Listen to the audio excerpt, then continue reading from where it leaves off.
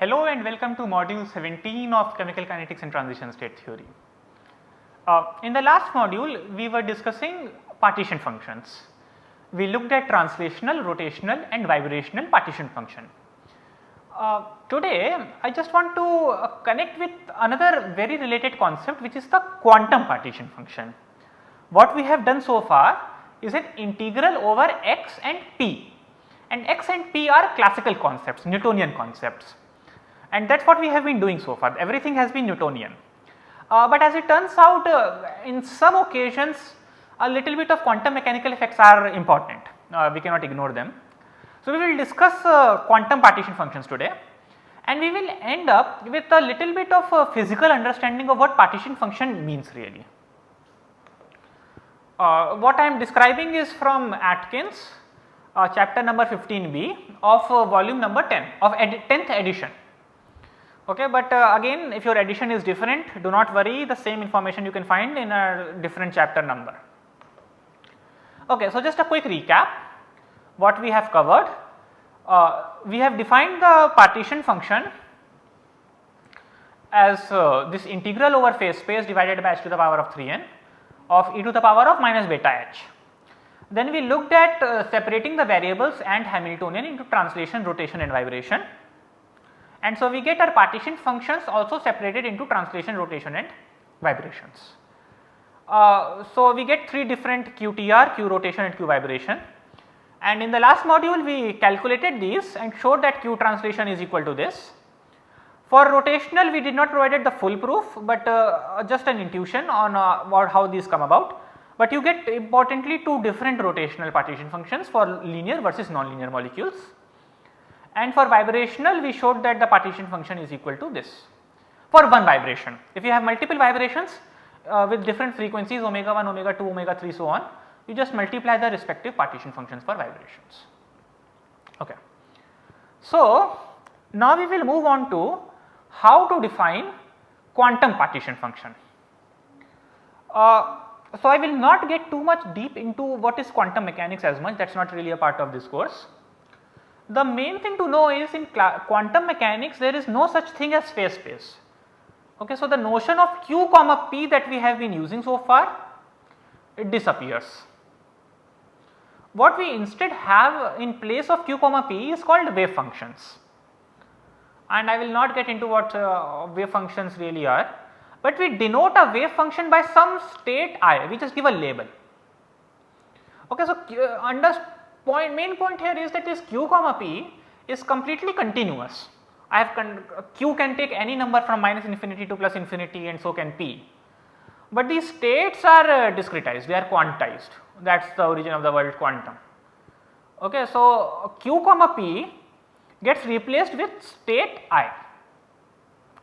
Hamiltonian of q comma p gets replaced with EI, energies, and these EIs are the eigenenergies of that system. So, we solve something called the Schrodinger equation and get these EIs. Again, we are not going to cover the Schrodinger equation really in this course.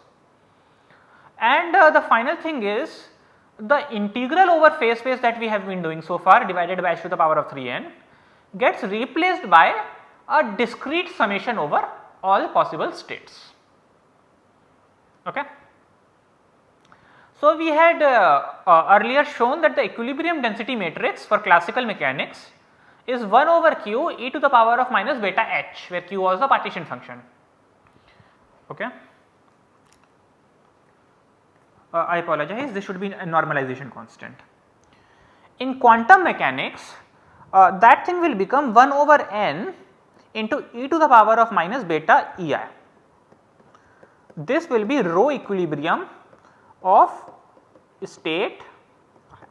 So, wherever you see q comma p, that gets replaced with state, and wherever you see this h, that gets replaced with energy. Okay.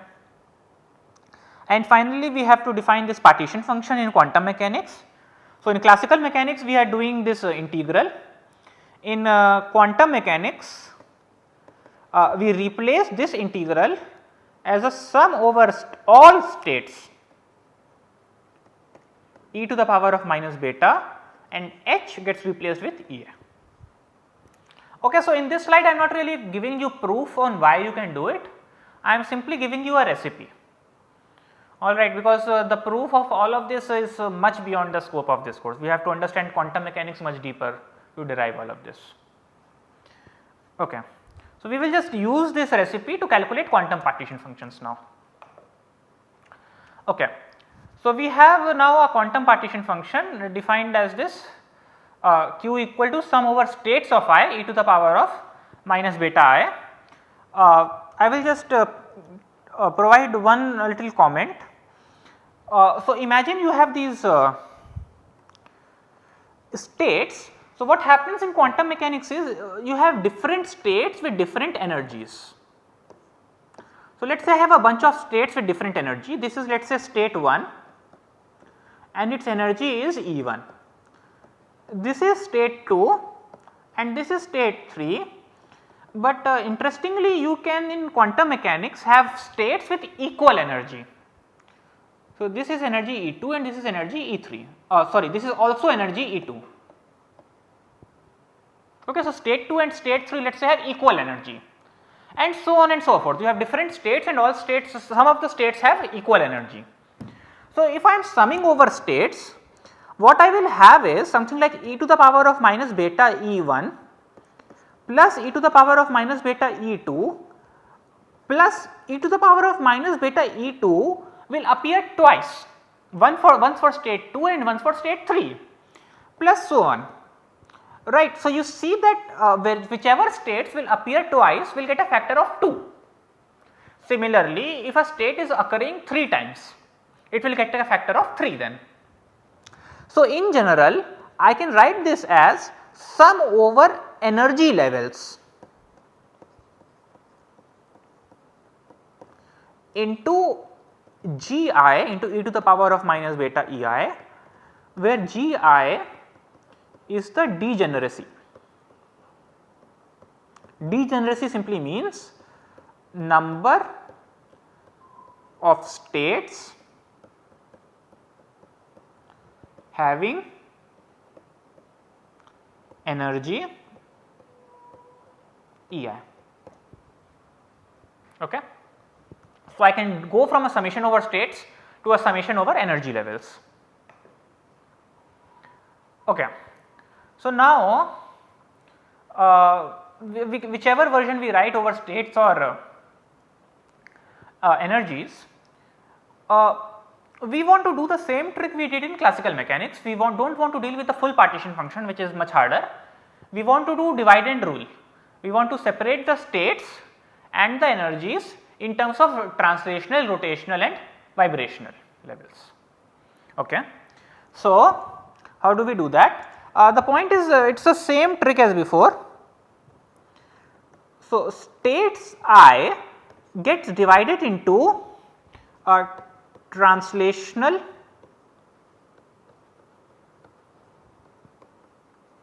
states J plus rotational states K plus vibrational states L. Now, in quantum mechanics you actually get another one which is the electronic states as well, which we will discuss later. Okay, so, in quantum mechanics you have an extra term other than this translation, rotation and vibration, which is the electronic energy. So, that is the same thing as 1s energy versus 2s energy, that energies are different and so we have a different electronic state energy as well. Okay. And the energy themselves get separated into translation, vibration, rotation, vibration and electronic. So, what we do is we divide this summation into the different parts J, K, L, M, and this also we separate same thing as before. Instead of an integral we have a summation, that is all. Okay, so, vibration and electronic. So, again we play the same trick and we separate the terms out.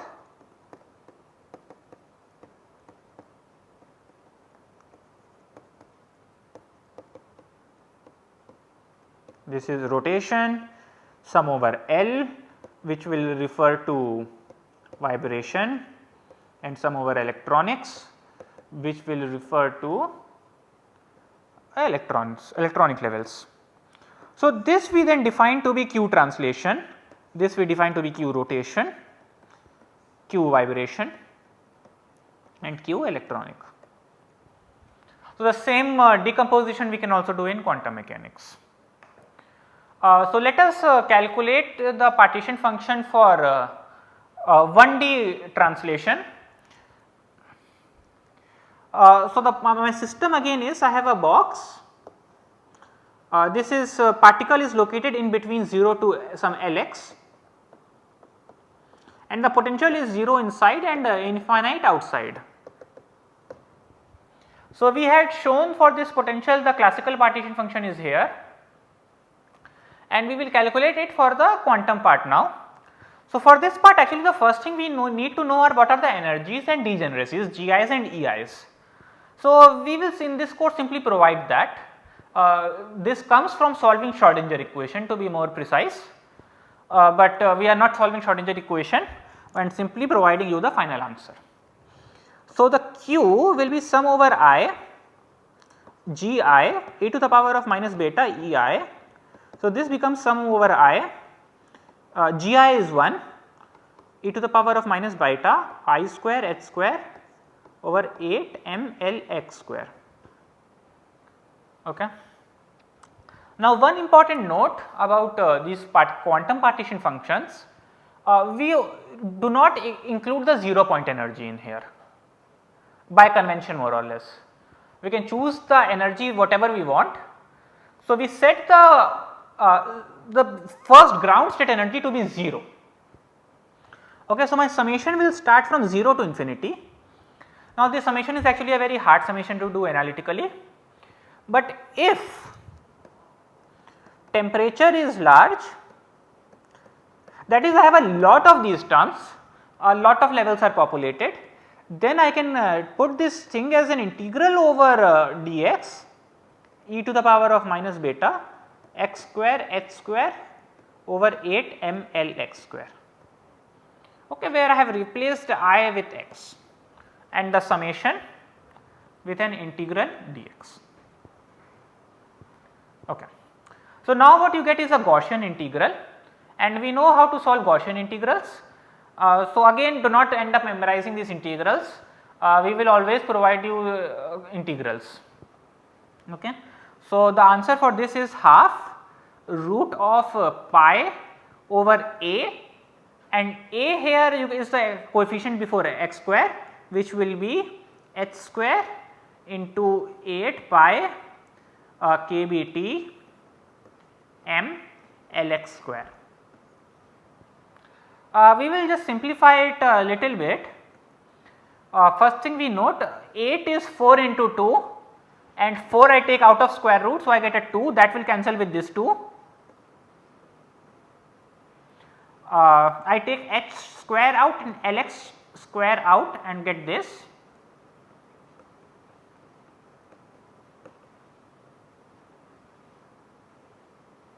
Okay. And you can note that this is exactly the same as this. And the reason we get it the same is because we have made the approximation that temperature is large. We went from that summation to integral.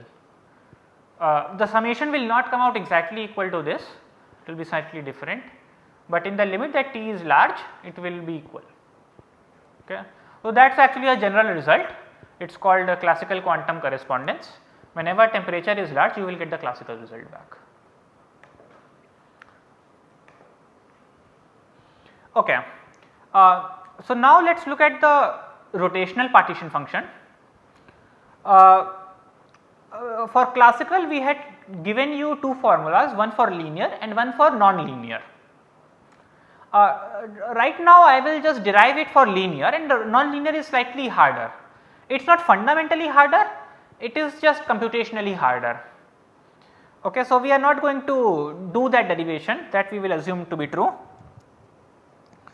So, we will look at the linear part. For linear part again, the energies, rotational energies are given by B into j plus 1, where B is your h bar square over 2I and Gj is given to be 2j plus 1. This again comes from Schrodinger equation. Okay, so there is some mathematics behind which is solving this rotational Hamiltonian in 2D in linear for a linear molecule. Okay, what we have to do is sum over j from 0 to infinity Gj, which is 2j plus 1 into e to the power of minus beta Ej. Again, this is a very hard summation to do. So, it is we are not going to attempt to solve this. We will approximate this is equal to integral from 0 to infinite dx 2x plus 1 e to the power of minus beta b x square plus x. Okay. Now, this integral actually might look complex, but it is not really so. We are going to make a substitution y equal to x square plus x, dy is 2x plus 1. So, you know, see that this is exactly what appears here. So, our life is simple. So, our integral becomes 0 to infinity dy e to the power of minus beta b y, which is an easy integral to do. This is equal to e to the power of minus beta b y divided by minus beta b from 0 to infinity. Once you put in the limits, you can show this is equal to kBt over b. Okay. So, let us just put in the value of b from here.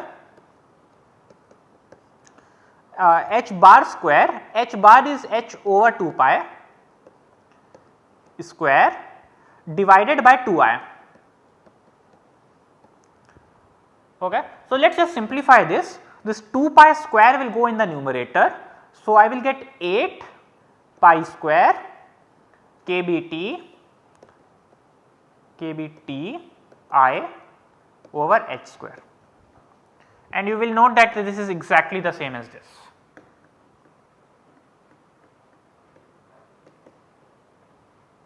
Once more, the reason is because we went from a summation to an integral is the reason we get it the same.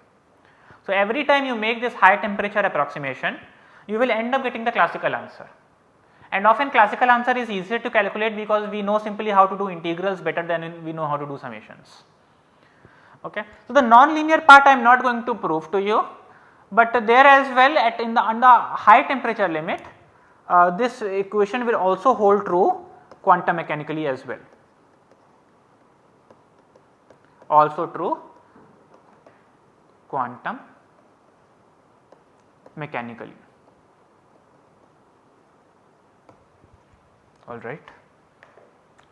So, finally, let us look at the vibrational partition function, and here we have a little bit of a surprise. So, this is not the same as translation and rotation, we have to be more careful with vibrational.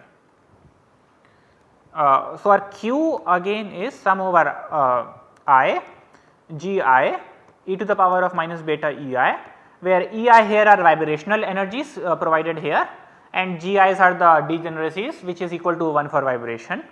So, let me substitute this. Energy is h bar omega 1 I plus half, but what we always do is, as I have mentioned earlier, we set the 0 point energy to be 0. Okay. So, we ignore the half part away. So, the point is that our E0 is h bar omega 1 over 2. So, that is our base. We consider all energies now as Ei minus E naught, and what we are doing here is summation over this Ei tilde. So, that 0 point energy gets removed away. Okay, it is a matter of convention only, it is nothing more. I am free to choose my base energy where energy is equal to 0. So, that is all I am doing. I am not really saying that 0 point energy is not there. I am simply calling that 0 point energy as 0 value. Okay, that is my choice. It is just mathematics. Okay. So, I will just provide you a summation sum over I x to the power of I equal to 0 to infinity is equal to 1 over 1 minus x if x is less than 1.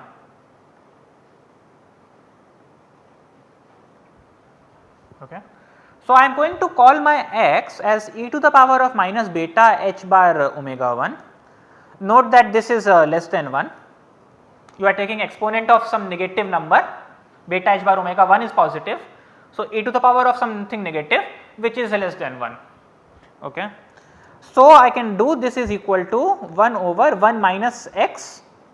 Yeah, so this summation q has become sum over I x to the power of I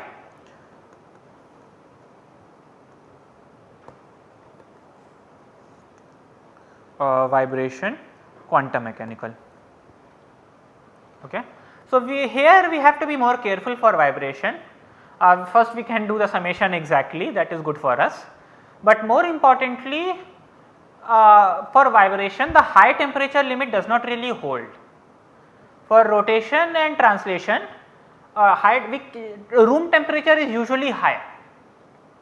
So, the approximation that we made in the last few slides of calling the summation as integral and calling the high temperature limit is a good approximation, but here generally it is not, and we will show it to you. So, we have looked at the quantum vibrational partition function and we have realized it is slightly different from the classical version. So, let us get back to our favorite example of HBR, for which we have found all the rotational classically the rotational translation and vibration. And if you go back to your last module, we showed the vibrational classical partition function came out to be 0.078. So, let us see if the quantum version makes a difference. So, the quantum vibration partition function that we just derived is equal to 1 minus e to the power of minus h bar omega 1 divided by kT. Okay, so, this is equal to nothing but 1 minus e to the power of I will just use this number here 1 divided by 0.78, which is 1 minus roughly 12. What you realize is e to the power of minus 12 is actually a very small number. It is 0.0000 something, right. So, we can almost neglect it. So, this is roughly equal to 1. You can of course put it on a calculator and calculate this out exactly, and what you are going to get is 1.00000 something. There is a lot of zeros after 1, and so we do not care about that level of significant figures. And so, you see that the quantum partition function is very different from the classical partition function, more than a factor of 10. So, that is very important to know that the vibrational partition function quantum mechanical version can be very different. So, unless otherwise specified, for vibrational partition function we always use the quantum version and not the classical version. Okay. So, finally, let us also look at the final component of the partition function, which is the electronic part. So, remember we had divided our energies into this translation, rotation, vibration and electronic, and for each partition function we write this basically as sum over alpha e to the power of minus beta e electronic alpha. Now, the point is typically the electronic energies are much more than temperature, okay, hundreds of times more than temperature, thousands of times more than temperature. So, generally we approximate this thing as simply e to the power of minus beta e ground state only. I had forgotten the degeneracy, I am sorry, g of alpha into g of ground state. But by our convention this is chosen to be 0. Remember once more, for a quantum partition function we always chose the E electronic ground state to be 0 or E ground state itself to be 0. So, we get this is equal to simply g of where g is the number of states with equal energy for the ground state. Okay, so we will go let us look at a couple of examples. For example, if I want to think of hydrogen atom, so for hydrogen atom you have one s orbital and you have one electron, but you note that this electron can also be in the downspin state. So, this is a little bit quantum mechanical, each orbital can have upspin or downspin. So, with that basically your degeneracy is 2. So, every time you have an unpaired electron, your degeneracy becomes more than 1. So, your Q electronic is equal to 2. The same thing if I do for let us say H2 molecule. Well, H2 molecule in the ground state has only one configuration. Okay, so, both the electrons are paired. When that happens, your degeneracy is simply 1. There is only one possibility that the ground state can be in, which is this 1 sigma 2. Okay. So, this is important. How do you calculate the electronic partition function as well in quantum mechanics? Okay. So, now we have looked at the different partition functions. I want to just spend a few more minutes in explaining how do we understand partition functions. What is the meaning of partition function? So, what we have been looking at is a partition function at a given temperature. Okay, we had beta. Actually, you can also define partition function at a given energy. Okay. And if you do that, that is simply the sum over states of that energy. So, quantum mechanically, partition function at a given energy would simply mean the number of states at that energy, which is actually exactly the same as the degeneracy. Okay.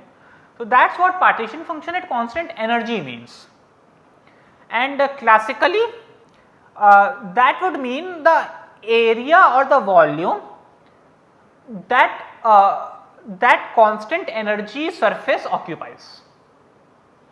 So, think of a contour plot of that particular energy in a high dimensional space in q comma p space and find its volume. That is your classical partition function at that energy. We can also define the partition function at a given temperature, which is what we have calculated. So, the meaning changes slightly, but essence remains the same. Quantum partition function is essentially the number of states that are accessible. Okay. So, you are at a given temperature, which means you have a distribution of states. So, the quantum partition function is essentially telling you at this temperature, these are the number of states that have some occupancy. This is a very broad and rough definition. The exact definition is a summation. So, this is just an intuitive definition of partition function, and classically that number of states becomes an volume in units of h. So, the accessible phase space volume at that temperature in units of h.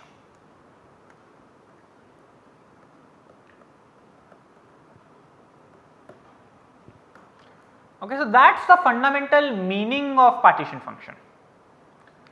So, we have found the partition functions for HBr. Okay, so, the translational in the last module you can go and we calculated these numbers out. So, the translational partition function came out to be 7.2 into 10 to the power of 29. The rotational came out to be 24.6, and vibrational, the classical number comes out to be 0.078, and today we calculated the quantum number, and quantum number is very close to 1. Okay. So, what these numbers really mean is that the translational states, you have roughly 10 to the power of 29 or 10 to the power of 30 states that are accessible at 300 Kelvin. Okay, so the translational states are very closely the translational energy levels are very closely spaced, and so you have a lot of translational states.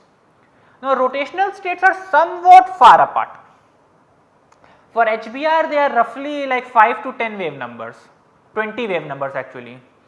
So, at 300 Kelvin you have roughly 10 or 20 states that are accessible, okay. And in terms of vibrational, quantum mechanically you have only one state that is accessible. So, what is the reason for that? The reason for that is that the vibrational frequency, so the vibrational frequency is roughly 2500 wave numbers and room temperature is roughly 200 wave numbers. So, you can do this calculation at 300 Kelvin, what is it in wave numbers? It is 200. So, you see the frequency is much more. So, the vibrational levels are very far apart, vibrational levels are separated by 2500 wave numbers, while temperature is here, this is 200 wave numbers. So, you do not have enough energy to access excited states at all, and therefore, quantum mechanically you get a quantum partition function of 1. So, that is how we understand partition functions. Okay. So, in summary, today we have looked at partition function and looked at what its physical meaning is. It is essentially the number or the volume of accessible states at a given temperature. We have looked at the quantum partition functions today, and we are going to use the same classical formula for translation and rotation, but for vibration we will use a different formula when it comes to quantum mechanics, which is 1 minus e to the power of, I apologize, there is a little mistake, this is beta h bar omega. Okay. Thank you very much.